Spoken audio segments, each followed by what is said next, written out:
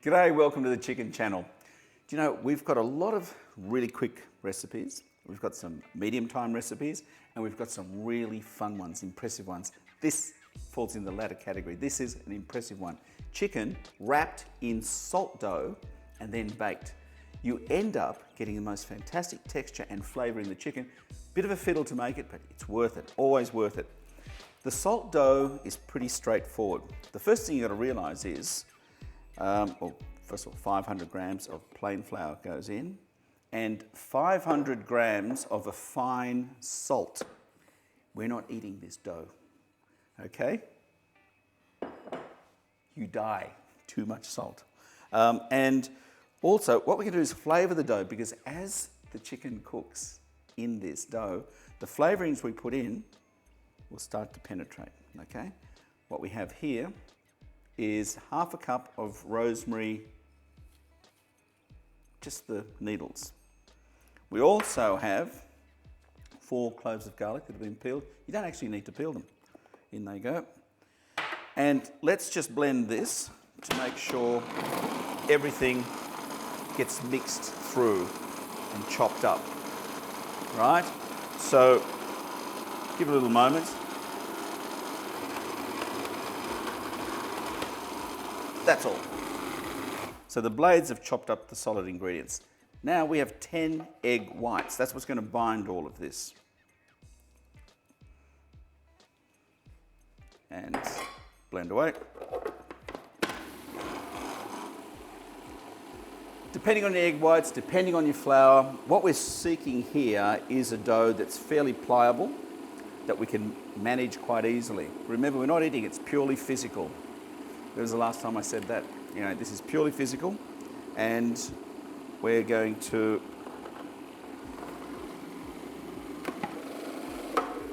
interesting design. There we go. Let's remove this. We'll put this into another bowl here. You can see it's a chunky sort of a dough, and in we go. The fun thing about this dough, because you're not eating it, right, you don't have to worry about all the standard dough procedures. You know, don't overwork it, don't do this, don't do that. You know, it's just get it going. It's just a casing. Right. Now, mixing this by hand, I can feel that's fairly soft. So always have some extra flour on hand and add it in and mix away until you get it not so grainy and easy to manage. Big tip though with the use of salt. Don't use a coarse salt, whatever you do, because what happens is if the salt is coarse, then this will crumble too easily. So it's a fine salt that we're after. You can see what's happening here? It's getting more and more pliable. It's a feel thing. There we go. Now that's not difficult. What we've done so far is not difficult. Now let's take this out and deal with it. The next step is to bunch it up roughly. And what we need is 2/3 and 1/3. About that, I'd say. That's a bit thicker there. It's about that. So there's our third, there's our 2/3. And on a very well floured surface, let's roll out our 1/3. This won't take long. Now we're rolling this out so our chicken, our wonderful chicken, will sit there nicely. Right. There we go. You see how easy that is to work with, and see how the rosemary's in that dough? Fantastic. Let's just move that to the side. And again, heavily floured surface, our 2/3.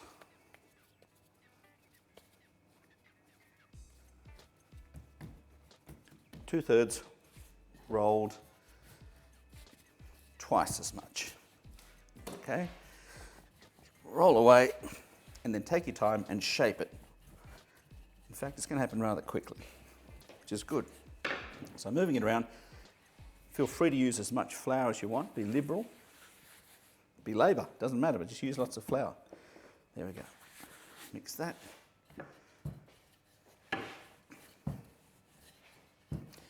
And it's roughly twice. Bearing in mind, this, you'll see at the end, it'll all make sense how big it should be. Done. That's our dough, all under control. That's simple. Over to the bird, right? Here we have a standard, either size 16, size 18 Leonica chicken. Now, to prepare this for being wrapped in the dough, a few things we like to do. We like to flavour the cavity, all right? So a squeeze of lemon juice in there, pop in the rest of the lemon. A few cloves of garlic, leave the skin on, you're not eating them, just crushed with the back of a knife to release its flavour. A few whole peppercorns, about a teaspoon, in they go. And some of the herbs we plan on using. We've got some fresh parsley, we have some bay leaf, and we have some French tarragon. In we go. What we're going to do next is tie the legs together. So as we tie the legs together, it just makes the bird more compact, which means all these bits protruding won't burst through the pastry. So you can cross them over, round a few times, and just tie. That's simple. There are the legs tied. And again, our flappy bits here. What we can do is either cut them off there to keep it nice and compact, or fold them under, just like so. Fold it under there. So either way, whichever you prefer. Now, back over to our pastry, because we can just rattle straight along. I'll move some things out of the way. Cheers. And starting with the smaller pastry, the base pastry, let's just see that we've rolled it out right. That fits our chook. That's what we want, okay? So let's just place Henrietta directly on that. Maybe a little bit wider. Just make sure that when you're looking directly down, she's covered. The next thing we do is, with a little bit of water, there it is, we're going to brush, before this is wet by the way, brush off the excess flour.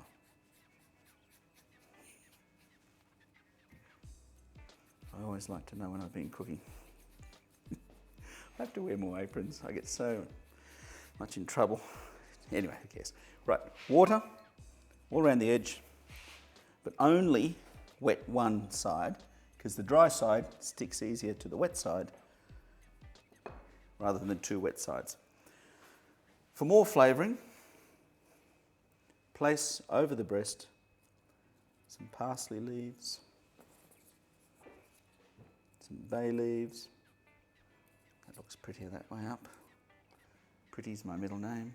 And some French tarragon. Right, further flavourings, both from within and from the top. Now with the pastry,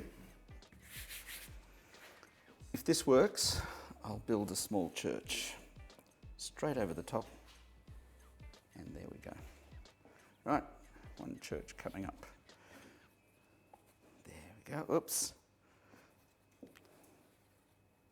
The legs. Now, press down all the way around. All right. Shape it all the way around because we want to encase the bird. And that's just about right. Now, we did this on purpose. We talked about it a lot on set, the crew and I. I said, Jeff, could you please stuff it up? Make a mistake. and we work out how to fix it. So I said, look, it goes against the nature. Don't know if I can, I'll try, but we've succeeded here. We have ourselves a hole in the pastry.